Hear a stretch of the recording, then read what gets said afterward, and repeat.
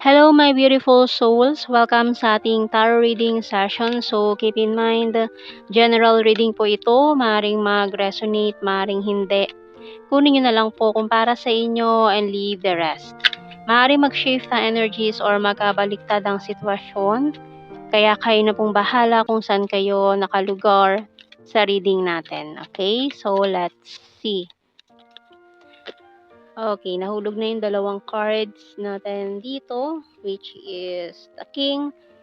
Wow, two Kings.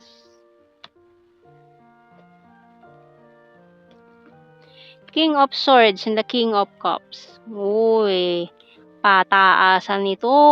Parang may the best man win. Options. Okay, tingnan pa natin. We have here the Knight of Swords and the Tower. Oh, Seven of Swords. Naku po, yun na naman tayo sa mga betrayal energies natin, mga hindi magandang nangyari. Chariot card, the Justice, and the Two of Pentacles. Oh, may nag-juggling talaga dito between two persons. Hindi makapamili kasi parehas talagang jowable.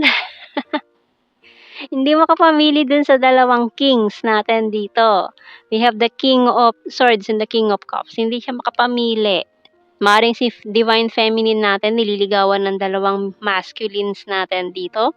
Undecided siya about this scenario kung sino ba. So, meron tayong dito, mga signs ng Cancer and Libra. Ayan. Pero yung isa sa kanila, may history na nag-cheat. Maaring yung isa sa kanila is from the past na. Ayan. Para kasi may history na siya na pagiging cheater. Or yung mga past relationships niya. We have here the Page of Wands sa bottom card. Maaring itong dalawang ito is ka-talking face mo, kausap mo ngayon. Pero nalilito kung sino ba talaga. Sino ang pipiliin ko? Ganun. Tingnan natin. Okay, isa sa kanila takot sa commitment. So, parang courting lang ang nangyayari dito. Parang hindi pa siya ready pumasok sa commitment. Parang happy-happy lang with a bird. Hindi pa siya ready na ibigay yung kanyang independence. We have here closed book, key, and the deep well. So, yung isa nga talaga dito is from the past na maaaring niloko ka na before. Parang hindi maganda yung naging ugnayan noon. We have here the bell.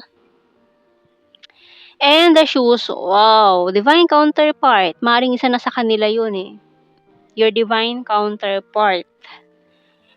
Kasi yan ang shoes na talagang your partnerships. Yung compatible kayo sa isa't isa, very fit. 'Di ba? Kasi pag nahanap mo talaga yung tamang shoes para sa iyo, para ka na rin talaga nakahanap ng soulmate. Soul. Soul sa sapatos. Ayan. So, 'di ba? So tingnan natin. Kasi ang sarap sa pakiramdam nun hindi masikip sa paa, hindi masakit, 'di ba? Yung pag hindi kasi talaga fit sa iyo yung sapatos, syempre magpapaltos yung mga daliri mo sa paa, masakit talaga yun. So kaya kailangan is perfect match kayo. Parang sa relationship lang ganun. Kailangan perfect match kayo nung taong ito para very comfortable lang, easy-easy lang, ganun. Walang sakitan na nangyayari kahit na nagkaroon ng problema, ayun. Pwedeng ayusin, solusyonan. So, we have here career transition by Archangel Chamuel. Your life purpose is triggering a blessed career change. So, may mga nagpla-plan, change career, ayan, change for the better. And, tingnan natin sa ating The Hidden Truth Oracle cards. I hide behind material things. I'm starting to understand our connection. I want to tell you how I feel. I can't stop thinking about you. I love you. I remember every detail of that day. I will wait for a sign from you.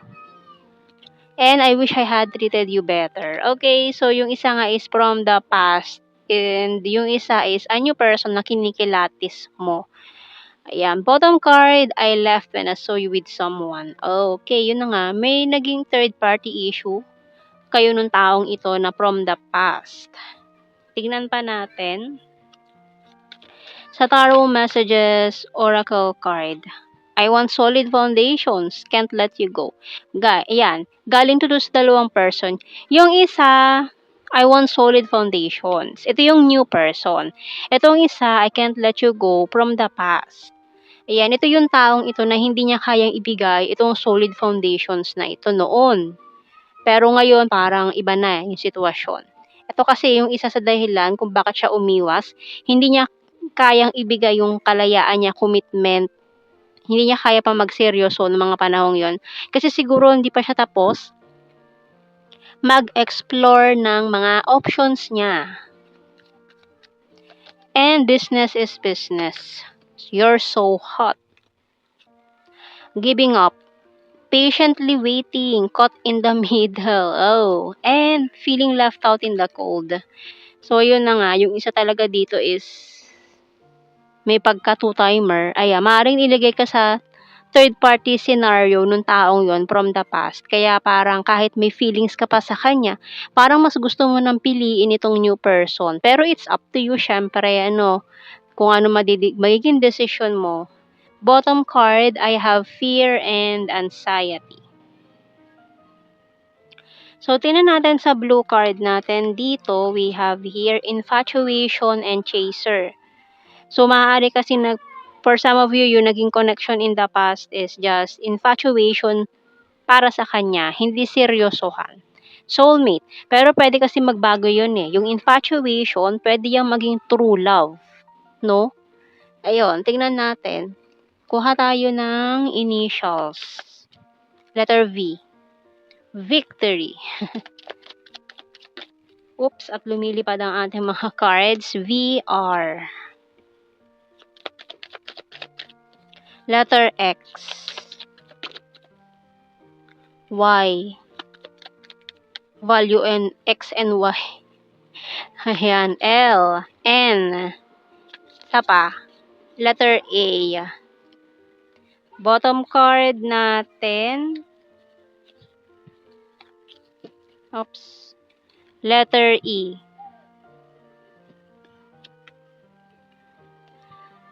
Okay. So, tingnan natin sa general signs and messages. Mga keywords natin dito. Very explainable na po ito. Hindi na natin kailangan i-explain more further itong mga cards na to kasi para mga keywords na lang yan. Okay, we have here North PH. Yun. For some of you, maring from the North. Sweet. Ayan, mga characteristics. Neighbor. Flower form. Overthinker. Scorpio. Skin tag. Coins is earth sign. Taurus, Virgo, Capricorn. Logical. Strong air sign yun. Ayan, speaking. Air sign. Gemini, Libra, Aquarius. Visayas, September. Dimple na and the food lover.